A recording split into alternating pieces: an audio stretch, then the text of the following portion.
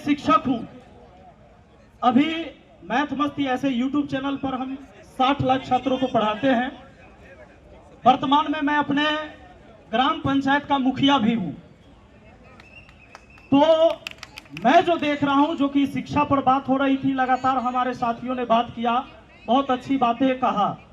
आज देश में लगभग 90,000 स्कूलों को बंद किया गया या मर्ज किया गया, जिसमें मेरे पंचायत का भी एक स्कूल शामिल है। अब हम 2026 में, अब तक हम 25 में यूनिवर्सिटीज में नहीं हस्तक्षेप हो रही है, मगर साथियों अगर बेरोजगारी कम हो रही है तो आवेदक की संख्या कैसे बढ़ रही?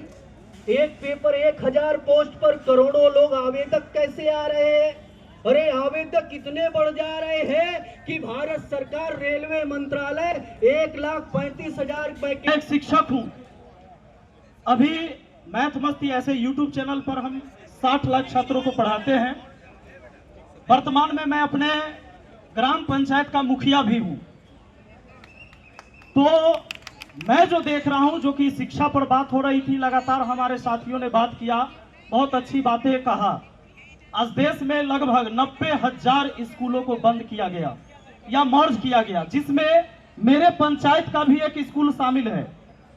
मैं आप लोगों से पूछना चाहता हूं कि वह स्कूल जो आज से 20 साल पहले जरूरत थी समाज को, 15 साल पहले जरूरत थी, उस 15 साल में आबादी अब आकर बढ़ा है हमारे देश का, यह आबादी घट गया। जनसंख्या बढ़ा कि घटा हमारा? जब जनसंख्या बढ़ा, हर चीज की आवश्यकता हुई, स्कूल की आवश्यकता कैसे घटने लगी? बाबा साहेब ने कहा कि संगठित रहो, शिक्षित रहो। बाबा साहेब ने कहा कि जब तक तुम शिक्षित नहीं होगे, कैसे तुम्हें पता चलेगा कि तुम्हारा अधिकार छीन कौन रहा है और तुम्हें अधिकार दे कौन रहा है? तो आज की सरकार ने कहा कि ऐसी बात है तो हम वन नेशन वन एजुकेशन रहने ही नहीं देंगे। हमारे देश में, देश तो एक है लेकिन शिक्षा व्यवस्था एक नहीं है। अमीरों, अधिकारी, नेता, इसका बाल बच्चा पढ़ता है दूसरा सिलेबस, और गरीब, किसान, मजदूर, पिछड़ा, इसका बाल बच्चा पढ़ता है दूसरा सिलेबस। आप एनसीईआरटी सुने हैं कि नहीं सुने हैं? और सरकारी स्कूल का सिलेबस अलग है, प्राइवेट स्कूल का सिलेबस अलग है कि एक है? बताइए आप लोग। तो जब शिक्षा व्यवस्था ही अलग है, जब इस देश में समान शिक्षा नहीं मिल रहा है, तो फिर समान मौका कहां मिला? समान प्रतिस्पर्धा कहां हुआ? कैसे मिलेगा अवसर हमें? आज जो भी बच्चे नीट की तैयारी करते, जिनको डॉक्टर बनना है, भाई इंजीनियर बनना है, किसी को यूपीएससी निकालना है, किसी को बीपीएससी निकालना है, बच्चे तैयारी करते हैं, ग्रेजुएट तो हो जाते हैं, लेकिन जब वो अपने प्रतियोगी परीक्षा में बैठते हैं तो उन्होंने जो ग्रेजुएशन तक अपनी पढ़ाई करी, उसमें से मुश्किल से 15 से 20% उस सिलेबस से प्रश्न पूछे जाते हैं। बाकी एनसीईआरटी का होता है, जो सीबीएसई बोर्ड में पढ़ाया जाता है। तो गरीब के बच्चे तो सरकारी स्कूल में पढ़ते हैं, वो तो एनसीईआरटी पढ़े नहीं। अब एनसीईआरटी उनको फिर से जाकर प्राइवेट कोचिंग में जाकर पढ़ना पड़ता है। अगर वो नहीं पढ़ते हैं, 10 साल 15 साल तैयारी करते करते थक जाते हैं, और हम सोचते हैं कि हमारा बाल बच्चा की किस्मत खराब है, वह नौकरी नहीं हो रहा है, जबकि व्यवस्था खराब किया गया कि आपके बच्चों को अवसर नहीं मिल रहा है। इस बहुरंगीय शिक्षा व्यवस्था के खिलाफ हम लोगों को खड़ा होने की जरूरत है। और मैं तमाम साथियों को दिल से धन्यवाद देता हूं कि भाई हम क्या सोचते हैं कि भाई मेरे अकेले करने से क्या होगा, मेरे अकेले करने से क्या होगा, यही सोच के हम बदलाव नहीं ला पाते हैं। सत्ता बदलती है लेकिन व्यवस्था वही है।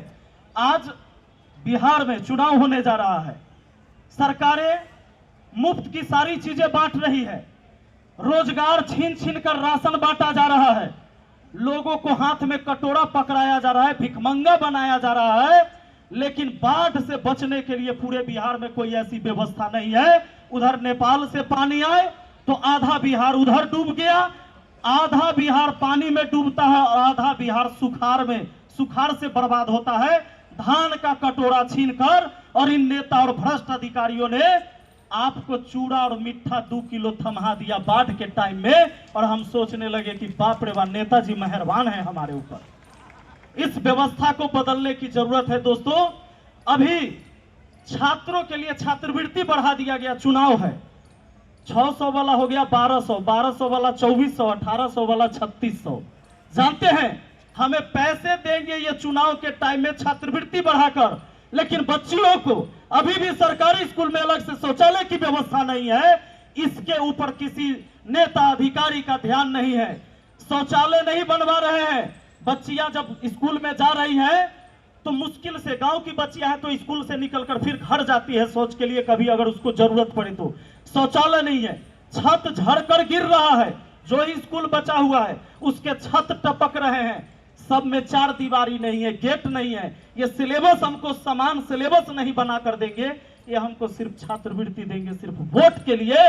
ऐसी शिक्षा व्यवस्था से कभी देश नहीं बदल सकता है दोस्तों।